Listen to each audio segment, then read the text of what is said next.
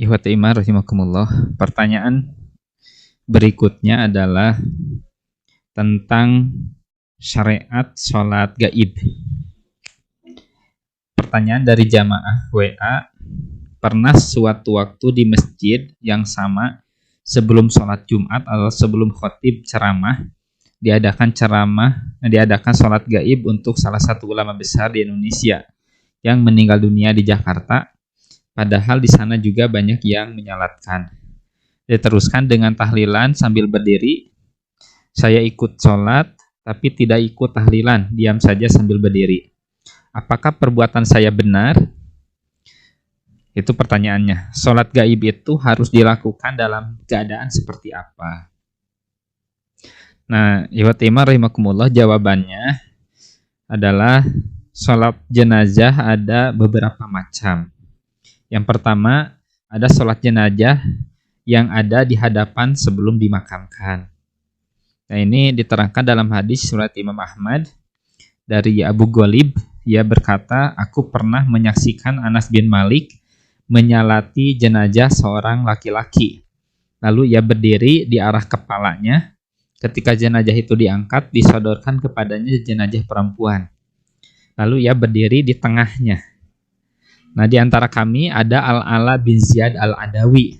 Ketika Al-Ala melihat perbedaan posisi berdiri Anas ketika menyalati jenazah laki-laki dan perempuan, ia bertanya, wahai Abu Hamzah, demikiankah Rasulullah menyalati jenazah laki-laki sebagaimana engkau berdiri dan menyalati jenazah perempuan sebagaimana engkau berdiri? Nah, waktu itu Anas menjawab, na'am, iya. Kemudian yang kedua, berkaitan dengan sholat jenazah di atas kuburan, yaitu sesuai dengan contoh Rasulullah SAW. Yang pertama dalam hadis riwayat Imam Muslim dari Ibnu Abbas, Rasul pernah menuju kuburan yang masih basah. Lalu beliau menyalatinya dan kami bersaf di belakangnya dan beliau takbir 4 kali. Kemudian dalam hadis muttafaq alaih dari Abu Hurairah, bahwasanya ada seorang perempuan hitam yang biasa mengurus masjid. Lalu Rasulullah kehilangan dia, lalu bertanya tentangnya. Para sahabat menjawab, ia telah meninggal. Rasulullah bertanya lagi, mengapa kalian tidak memberitahu aku? Seolah-olah mereka menganggap kecil urusannya. Beliau bertanya, tunjukkanlah kepadaku kuburannya. Lalu mereka pun menunjukkannya. Kemudian Nabi pun menyalatinya.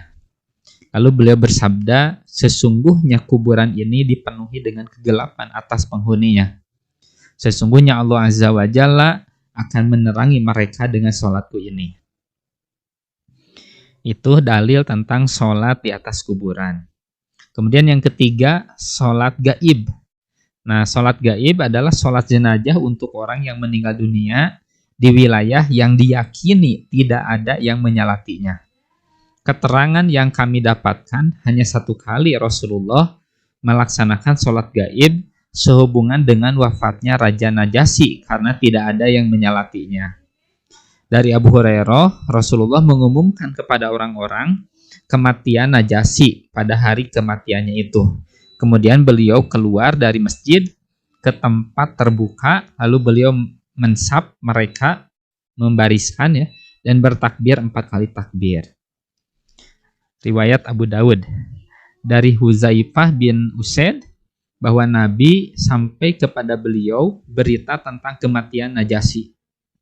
Sabdanya, sesungguhnya saudara kamu itu telah mati, bukan di negeri kamu. Berdirilah kamu, sholatilah dia. Kemudian beliau mensabkan mereka, para sahabat di belakang beliau, dan beliau menyalatinya. Sama hadis riwayat Abu Dawud, cuman ini Abu Dawud atau Yalisi. Nah, mengenai sholat gaib ini, untuk jenazah yang sebelumnya sudah disolatkan, tidak dapat dikatakan baik berdasarkan syar'i. Terlebih lagi ditambah dengan tahlilan. Jadi berkaitan dengan pertanyaan yang tadi ya, sebab perbuatan yang demikian itu tidak dicontohkan oleh Rasulullah SAW. Karena sudah ada yang menyalatkan gitu. Beda dengan kasusnya Raja Najasyi. Adapun minta didoakan untuk yang telah meninggal tanpa sholat dan tahlilan tentu saja diperbolehkan. Sebab agama memerintahkan untuk saling mendoakan di antara kita. Demikian, wallahu a'lam bishawab. Semoga bermanfaat. Assalamualaikum warahmatullahi wabarakatuh.